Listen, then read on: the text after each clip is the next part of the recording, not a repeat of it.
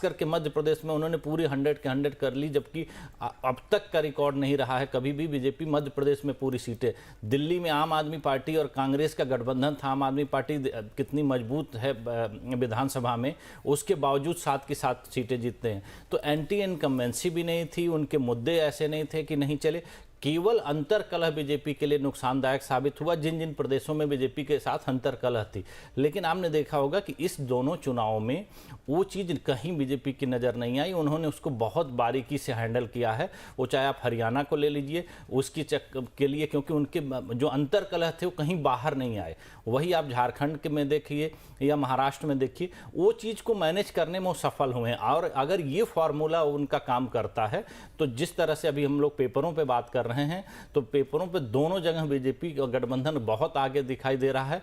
कारण क्या है कि जो कांग्रेस और उनका गठबंधन है, उनके साथ दिक्कत कहाँ है। जैसे झारखंड की हम बात करें, झारखंड में सीटें तो कांग्रेस लड़ रही है, लेकिन कांग्रेस का अपना वहाँ कोई नेतृत्व नहीं है, और केंद्र में भी कांग्रेस का ऐसा नेतृत्व नहीं है जो वोट उनको दिला सके, क्योंकि एकमात्र नेता उनके पास राहुल गांधी हैं, जो जनता के बीच कनेक्ट हो जाते हैं या रैलियों में भीड़ जुटा सकते हैं या लोगों को। और दोनों चुनाव में आपने देखा होगा कि चाहे वो हरियाणा की आप बात करें या इस विधानसभा चुनाव में, प्रियंका गांधी कहीं नहीं दिखाई देती हैं, क्योंकि प्रियंका गांधी को लोग चाहते हैं और लोग उनको सुनते हैं। महिला होने के नाते महिलाओं में उनकी अच्छी पकड़ हो सकती थी, लेकिन कांग्रेस की क्या स्ट्रेटजी है मुझे नहीं समझ आ रहा है कि प्रियंका गांधी को लोकसभा चुनाव के बाद काफ़ी दूर रखा गया। तो अब ये सारी रणनीति इससे नहीं पता चल पा रहा है कि वो किस तरीके से कर रहा है। यूसुफ साहब, जिस तरह से कहा रुचि जी ने कि प्रियंका को दूर रखा गया, आखिर क्या उसकी वजह नजर आती है? और क्या ऐसा नहीं लगता है पार्टी को कि अगर प्रियंका ज्यादा से ज्यादा जनसभाएं करती, जनता से जुड़ती, तो उसका फायदा मिलता? नहीं, ऐसा तो नहीं है कि प्रियंका ज़्यादा सभाएं करती तो ज़्यादा फायदा मिलता, क्योंकि 2019 के लोकसभा चुनाव में प्रियंका गांधी आधे उत्तर प्रदेश की इंचार्ज थी, और उनके इंचार्ज रहते ही राहुल गांधी अपना चुनाव अमेठी से हार गए थे। 2022 में प्रियंका 19 और 24 में काफी फर्क दिखाई दिया। मैं वही आ रहा हूँ। 2022 में ज्योतिरादित्य सिंधिया के जाने के बाद प्रियंका पूरे उत्तर प्रदेश की इंचार्ज थी। 2022 में जो विधानसभा चुनाव आए उसमें कांग्रेस सिर्फ 2 सीटें जीत पाई। तो क्या है कि कांग्रेस में जो रुद्र बता रहे हैं कि समझ में नहीं आता है क्या है, उसमें कांग्रेस में क्या है कि जो गांधी परिवार, नेहरू गांधी परिवार है, इनके इर्द गिर्द कांग्रेस का संगठन काम करने के बजाय वो समझता है कि साहब मैं सोनिया गांधी, राहुल गांधी, प्रियंका गांधी की नज़र में रहूं तो आगे चल के मुझे पर्सनल बेनिफिट हो सकता है, इसलिए वो ज़मीन पे काम ही नहीं करता है। हरियाणा का चुनाव अगर कांग्रेस हारी है तो जो रुद्र जी ने बताया कि बीजेपी ने मेकअप किया, अपनी गलतियों से सीखा, वहाँ कांग्रेस अति आत्मविश्वास के चक्कर में हार गई और अपनी गुटबाजी को वो नहीं रोक पाई। तो ये कांग्रेस में है कि कांग्रेस गलतियों से सबक नहीं सीख रही है। क्यों नहीं सीख रही है, ये कांग्रेस के वरिष्ठ नेता बता पाएंगे कि भाई क्या वजह है, क्यों डिसअपॉइंटमेंट लोगों में है।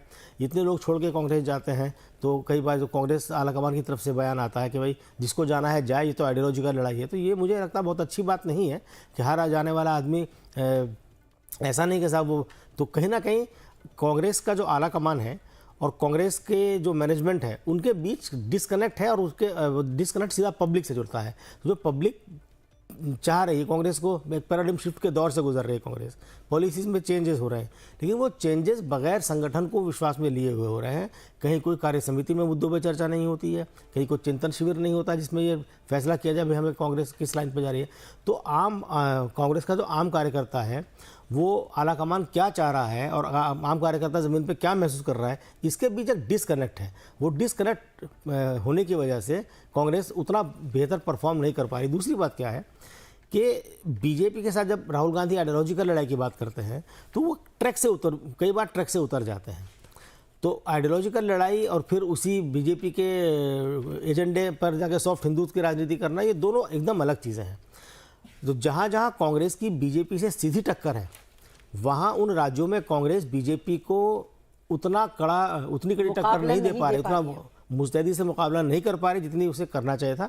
लोकसभा चुनाव में भी इस बार राहुल गांधी के लिए सबसे बेहतरीन मौका था लोकसभा का चुनाव जीतने का, लेकिन राहुल गांधी कांग्रेस जो है वो उन राज्यों में ही पिछड़ गई जिन राज्यों में कांग्रेस की सरकार थी। मतलब कर्नाटक में कांग्रेस को बेहतर करना चाहिए था। कर्नाटक के विधानसभा चुनाव के बाद सिद्धारमैया का बयान आया था कि साहब इस बार हम 20 सीटें जीतने का टारगेट लेके चलेंगे, लेकिन 9 सीटें जीत पाए। तो मुझे लगता है 20 नहीं तो कम से कम 15-16 सीटें जीतते। तेलंगाना में बीजेपी कांग्रेस के बगल में आके खड़ी हो गई है, और हिमाचल प्रदेश में कांग्रेस एक भी सीट नहीं जीत पाई। तो आखिर ये कांग्रेस में खुद ये सवाल उठता है कि आखिर जिन राज्यों में हम सत्ता में हैं वहाँ हमने बेहतर परफॉर्मेंस क्यों नहीं की। उस पर कमेटी बनी थी, उस कमेटी की रिपोर्ट का अभी तक पता नहीं है कि अभी क्या कारण थे क्या नहीं थे। अभी हरियाणा की जो हारी है उसके में हार के कारणों की जांच के लिए कमेटी बनाई गई, वो रिपोर्ट कब आएगी अभी तक कांग्रेस ने वहाँ विपक्ष का नेता नहीं चुना है। तो ये जो कांग्रेस में एक डिसीजन पैरालिसिस की स्थिति है, ये खुद कांग्रेस के लिए खतरनाक है। और कांग्रेस के जो नेता हैं, नंबर 2 के मतलब वरिष्ठ नेता हैं, वो भी इस स्थिति से खुश नहीं है, लेकिन वो समझ नहीं पा रहे कि इसको कहें कैसे। गोविंद जी, क्या लगता है कहीं ना कहीं कांग्रेस में खुद ही अंदरूनी कलह रहती है, पार्टी में समन्वय की कमी है, जिस वजह से पार्टी इससे उबर नहीं पा रही है? और अगर बीजेपी में होती भी है अंतर कलह, कुछ इस तरह की चीजें, तो वो पता भी नहीं चलता, मामला शांत हो जाता है, अंदर ही अंदर सब कुछ दबा दिया जाता है। कांग्रेस में ऐसा नहीं है। बिल्कुल सही बात कही आपने। और अंसारी जी ने एक बात बीच में कही थी कि कांग्रेस के जो नेता हैं वो स्वार्थ की वजह से जुड़ते हैं, और वो बिल्कुल जो एक तरह से सोनिया गांधी के आसपास का की जगह है वहाँ पर जो है दिखाई देने की कोशिश करते हैं। तो एक तरह से जहाँ तक आइडियोलॉजिकल लड़ाई की बात है, वो कहते तो हैं कि आइडियोलॉजिकल लड़ाई है, लेकिन वास्तव में कांग्रेस के पास आइडियोलॉजी रह नहीं गई है। नेहरू जी के ज़माने में थी, इंदिरा जी के ज़माने में थोड़ा सा कम होती नज़र आई, फिर उसके बाद जो है राजीव गांधी, और उसके बाद तो उसका जो पूरा आइडियोलॉजिकल बेस है वो लगभग ख़त्म हो चुका है। और अब वो कभी अपने पुराने नेताओं के पास जाते हैं और कभी जो है वो लेफ़्ट की तरफ झुकते हैं। तो इसलिए जो है वो बड़ा मुश्किल है कांग्रेस के लिए, और कि एक तो आइडियोलॉजिकल गैप उसके पास बहुत ज़्यादा है, धुंधलका एक तरह से उसके सामने है, और दूसरा जो है जो लंबे समय तक सत्ता में रहने के कारण जो उसके अंदर बुराइयां पैदा हो गई, वो बुराइयां अभी छूट नहीं रही हैं। मतलब वो सफारी पार्टी कहा जाता था उसको, कि वो जो है वो कार से नीचे नहीं उतरते हैं और जहाँ तक कार जा सकती है वहीं तक पहुँचते हैं। तो ये कांग्रेस की बड़ी दिक्कत है। हालांकि कोशिश की थी बीच में भारत जोड़ो यात्रा के जरिए राहुल गांधी ने, और उसका थोड़ा बहुत फ़ायदा पिछले चुनाव में, लोकसभा चुनाव में अपनी सीटें बढ़ा करके उन्होंने दिखाए भी।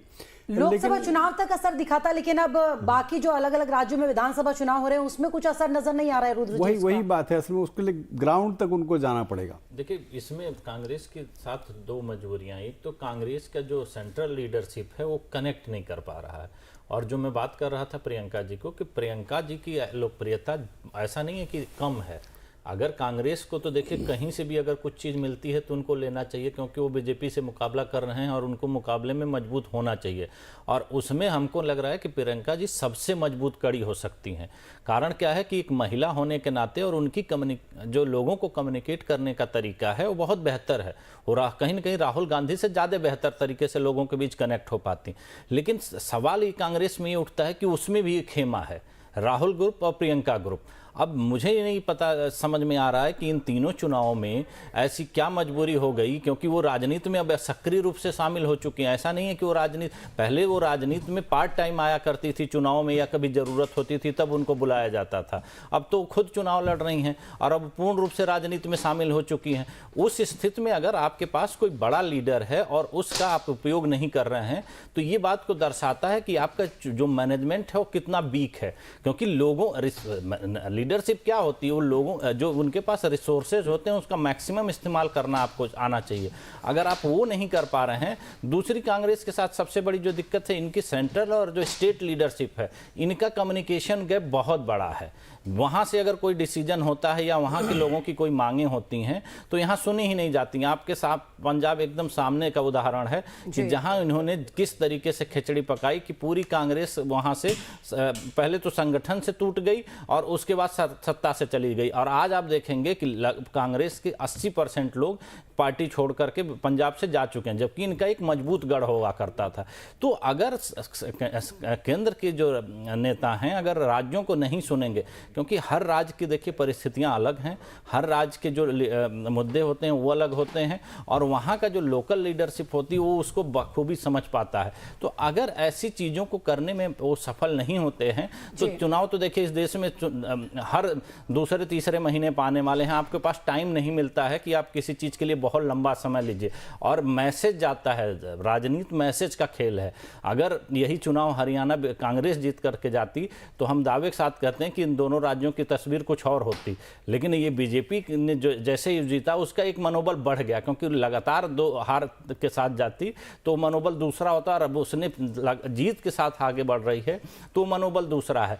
वहां ये चूक जाते हैं और इनको यहाँ कहीं ना कहीं इस चीज पे बहुत गंभीरता से लेते हुए जी गंभीरता से लेना होगा। रुचि आपके पास आती हूँ मैं, और शालिनी झा मेरी सहयोगी दिल्ली कांग्रेस ऑफिस से जुड़ी हुई है। शालिनी, सन्नाटा दिखाई दे रहा है आपके पीछे।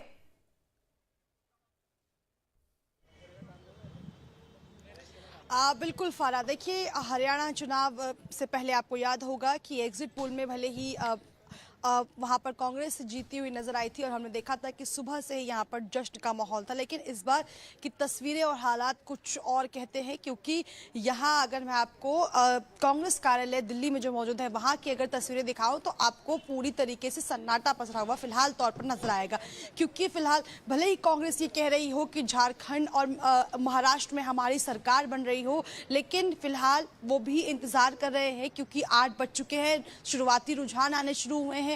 10 बजे के बाद ही आप कह सकती हैं कि तस्वीरें साफ हो पाएंगी, उसके बाद ही यहाँ पर कार्यकर्ता और जो बड़े चेहरे हैं कांग्रेस के वो आपको नजर आएंगे। लेकिन मैं आपको पहले तस्वीर दिखाऊंगी फरा कि क्या यहाँ पर ताज़ा हालात है कि यहाँ पर कार्यकर्ता और नेता अभी फिलहाल यहाँ पर नहीं पहुंचे हैं, क्योंकि भले ही एक तरीके का कॉन्फिडेंस जरूर नजर आ रहा हो कांग्रेस पार्टी में कि हम दोनों ही राज्यों में सरकार जो है वो बना रहे हैं, लेकिन अभी फिलहाल यहाँ पर तस्वीरें कुछ और कहती हैं। हरियाणा में जिस तरीके से हमने देखा कि सुबह से ही जश्न का माहौल तैयार था और यहाँ पर कार्यकर्ता और नेता यहाँ पर पहुंचकर जश्न मना रहे थे, उसके बाद तस्वीरें बदली, उसके बाद कांग्रेस को जो है वो करारी हार का सामना करना पड़ा। तो उस तरीके की तस्वीरें इस बार यहाँ पर नहीं आ रही हैं और ताज़ा हालात यही है कांग्रेस के दफ्तर के कि अभी यहाँ पर कोई कार्यकर्ता या नेता नहीं पहुंचा है। हो सकता है जैसे जैसे तस्वीरें साफ हो या कांग्रेस जीत की ओर बढ़ने लगे या लीड करने लगे, उसके बाद यहाँ पर कार्यकर्ता और नेताओं का आना जाना शुरू हो जाए। आदित्य भी मेरे सहयोगी लगातार जुड़े हुए हैं। आदित्य, कहां पर आप इस वक्त कहां पर मौजूद हैं और क्या कुछ तस्वीरें वहां की? और फराह, इस वक्त हम मुंबई के महालक्ष्मी ग्राउंड में हैं, जहां पर काउंटिंग शुरू हो चुकी है और बैलेट पेपर की जो काउंटिंग है वो शुरुआत में की जा रही है। और इसके अगर हम रुझान की बात करें, शुरुआती रुझान जो बहुत मायने नहीं रखते हैं, लेकिन फिर भी जब आते हैं तो उत्साह और धड़कनें बढ़ाते हैं। तो भाजपा अगर हम देखें तो यहाँ पर महाराष्ट्र में 11 सीटों पर बढ़त बनाए हुए भाजपा के जो इन 11 में से अगर हम बात करें तो 3 उनके जो सहयोगी हैं, यानी कि अजीत गुट और शिंदे गुट, इन लोगों की भी 3 सीटों पर इनकी बढ़त है। और अगर कांग्रेस की बात करें उनके सहयोगियों को तो 10 सीटों पर बढ़त बढ़ाए हुए हैं। यानी कि जो कांटे का संघर्ष बताया जा रहा है या सीधी टक्कर बताई जा रही महाराष्ट्र में महायुति और महाविकास आघाड़ी के बीच में, वो शुरुआती रुझान, यानी कि इस पे बिल्कुल विश्वसनीय, मतलब बहुत ज्यादा विश्वसनीय तो नहीं कहेंगे, लेकिन हाँ जो शुरुआती रुझान है उसमें इस तरह की जो अंदर से खबर सुन करके आ रही जो चर्चाएं हैं, जो बातें जो आ रही हैं, उसके मुताबिक ये रुझान है। और जैसे जैसे समय बढ़ेगा, यानी 9 साढ़े 9 बजे हम बिल्कुल उस जगह पर पहुंच पाएंगे, एक आइडिया लगा पाएंगे कि किसकी सरकार महाराष्ट्र में बनने जा रही है। जी अमित, झारखंड में भी शुरू हो चुकी होगी मतगणना, वहां से क्या खबरें आ रही हैं आपके पास?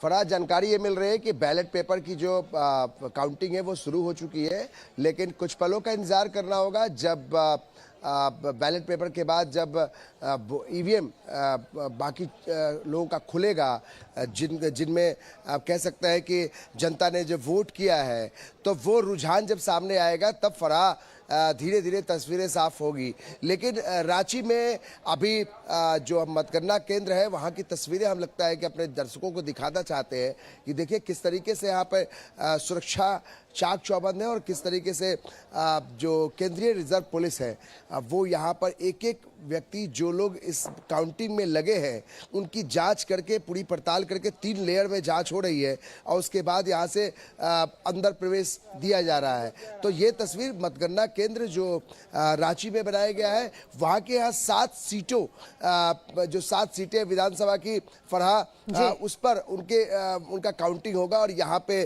काफ़ी बड़े चेहरे हैं जिसमें सीपी सिंह एक बड़ा चेहरा बीजेपी के और जेएमएम सामने है। तो बहुत महत्वपूर्ण है कि यहाँ पे 7 सीटें जो शहरी इलाका है वहाँ की तस्वीर साफ हो जाएगी। अमित चलिए आती हूँ आपके पास। धीरज, आपके पास क्या खबर सरकार यूपी बनेगी तो उपचुनाव यहाँ को से लेकर? तय होता है ये देखिए, उत्तर प्रदेश की सभी 9 विधानसभा सीटों पर जो उपचुनाव हुआ उसकी काउंटिंग सभी 9 जिला मुख्यालयों के स्तर पर बनाए गए मतगणना केंद्रों पर हो गई है। अभी जो है जो पोस्टल बैलेट है उनकी काउंटिंग शुरू हो गई है। पोस्टल बैलेट के जो मत हैं उन्हें 50-50 करके बंडल बनाए जा रहे हैं और 8:30 बजे से जो ईवीएम में वोट पड़े थे उनकी गिनती शुरू होगी और उसके बाद ही रुझान आना शुरू होंगे। उत्तर प्रदेश के सभी 9 जिला मुख्यालयों पर जहां पर उपचुनाव वाली सीटें हैं वहां पर मतगणना शुरू हो गई है। पुलिस प्रशासन की चाक चौबंद व्यवस्था है, त्रिस्तरीय सुरक्षा व्यवस्था की गई है और राजनीतिक दलों के जो कैंडिडेट हैं वह भी मतगणना केंद्रों पे पहुंच गए हैं। उनके राजनीतिक जो एजेंट हैं, पॉलिटिकल एजेंट हैं, वो लोग भी वहां पहुंच गए हैं और ईवीएम की जो मशीनें हैं वो 8:30 बजे से खुलेंगी और उसके बाद करीब 10 बजे से स्पष्ट रुझान आना शुरू हो जाएंगे। जी यूसुफ साहब, आपने महाराष्ट्र का सुना, वहां के रुझान आने शुरू हो गए, क्या कहेंगे उस पर? देखिए, अभी तो जो बैलेट पेपर्स आते हैं, जो मतदान में ड्यूटी कर रहे होते हैं वो हैं, या फिर जो सरहदों पर जवान हैं उनके बैलेट पेपर होते हैं। तो ये मतगणना केंद्र पर बैठने के बाद सबसे पहले जो पीठासीन अधिकारी और काउंटिंग करने वाले अधिकारी होते हैं वो सबसे पहले गिन के रख लेते हैं और जैसे मतगणना शुरू होती है 8 बजे तो वो वहाँ सभी पार्टियों के एजेंट होते हैं उनको बता दिया जाता है। तो अभी इसके बारे में कोई भी राय कायम करना शुरुआती रुझान से मेरे ख्याल में मुनासिब नहीं होगा जी। हमें कम से कम 10 बजे तक इंतज़ार करना चाहिए, क्योंकि पहले ये होता था कि 10 बजे जो रुझान आते थे लगभग वही रिजल्ट होता था, लेकिन अब ऐसा नहीं है। कई चुनाव में 10 बजे के बाद रुझान पलटे हैं, नतीजे भी पलटे हैं। और तो मुझे लगता है कि थोड़ा सा भी और देख ले, जब 1-2 राउंड की काउंटिंग हो जाए उसके बाद हम कह सकते हैं क्या हो रहा है, क्योंकि अभी हम अपनी स्क्रीन पे कुछ देख नहीं पा रहे हैं क्या रुझान है क्या, क्योंकि अभी कुछ बहुत ज्यादा आना शुरू नहीं हुआ है। रुद्र जी, महायुति काफी अपनी जीत को लेकर पहले से उत्साहित है। कल हमने जिस तरह से देखे कई जगहों पर अजीत पवार के होर्डिंग्स लगा दिए गए थे मुख्यमंत्री के तौर पर।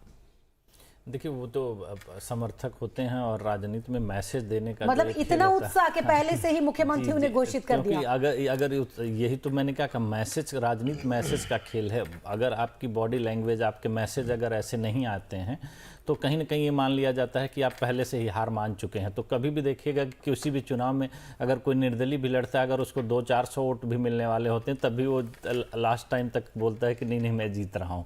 तो ये तो देखिए हर राजनीतिक दल का एक काम है, लेकिन ये चीज़ थोड़ा सा इसलिए पॉजिटिव सेंस में हमें नज़र आ रही है कि जैसे जो गठबंधन इन्होंने पार्टी तोड़ी है दोनों लोगों ने, चाहे वो एनसीपी है या शिवसेना शिंदे ग्रुप के जो लोग हैं, उन्होंने उन लोगों को अपने साथ मिला लिया जो लोग जनप्रतिनिधि चुन करके आए थे। जैसे बार बार बात हो रही है कि असली कौन है नकली कौन है। अगर उद्धव ठाकरे या पवार साहब का इतना अच्छा होल्ड होता तो वो अपने विधायकों को मैनेज कर सकते थे। उनके साथ से लोग अलग गए हैं तो इसका मतलब कहीं ना कहीं उनके लोगों के बीच वो नाराजगी रही होगी जो पार्टी से उन्होंने अलग होकर के एक अलग पार्टी बना ली।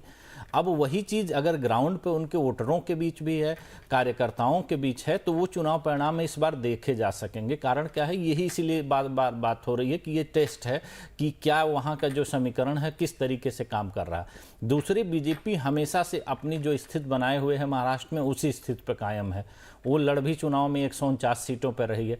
अगर बीजेपी अपनी सीटों को बढ़ाने में सफल हो जाती है या बीजेपी 115-20 सीटें ला लेती है तो उसका रास्ता आसान होता है।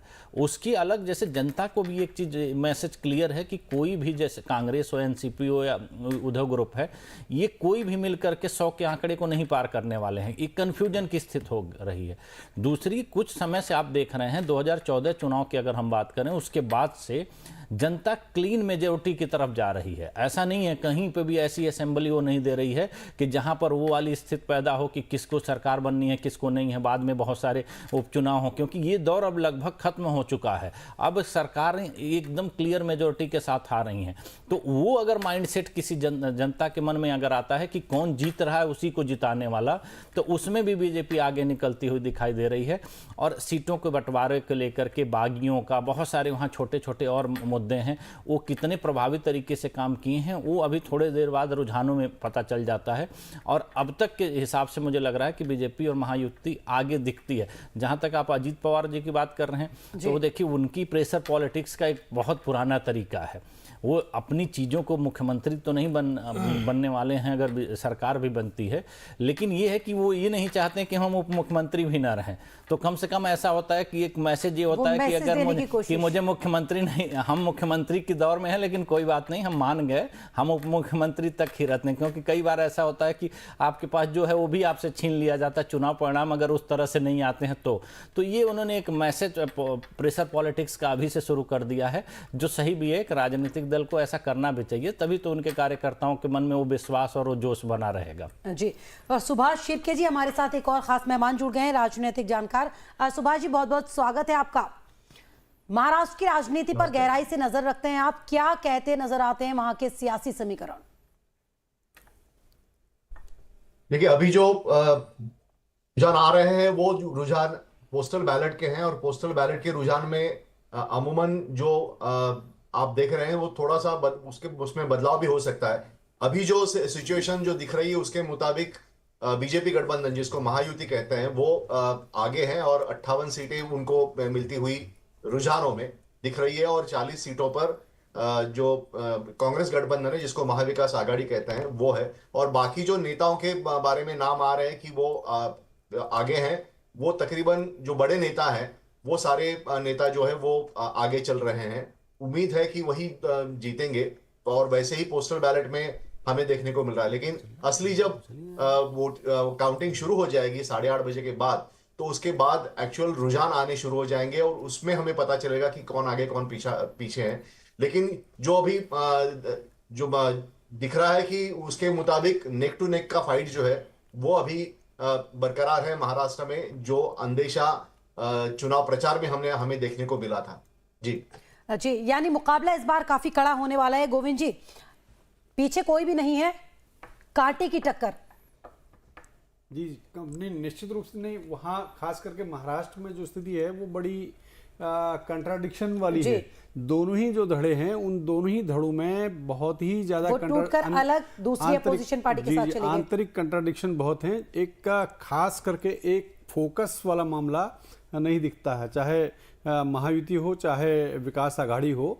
दोनों ही जो गठबंधन है उनमें बहुत तरह के आंतरिक अंतरकलह भी हैं, आंतरिक कंट्राडिक्शन भी हैं। जैसा बताए कि अजित पवार के जो है पहले ही जो है वो पोस्टर निकल आए, कटआउट जो है वो दिखाई देने लगे, जबकि वहाँ देवेंद्र फडणवीस आज की तारीख में सबसे बड़े नेता इस गठबंधन के साथ हैं।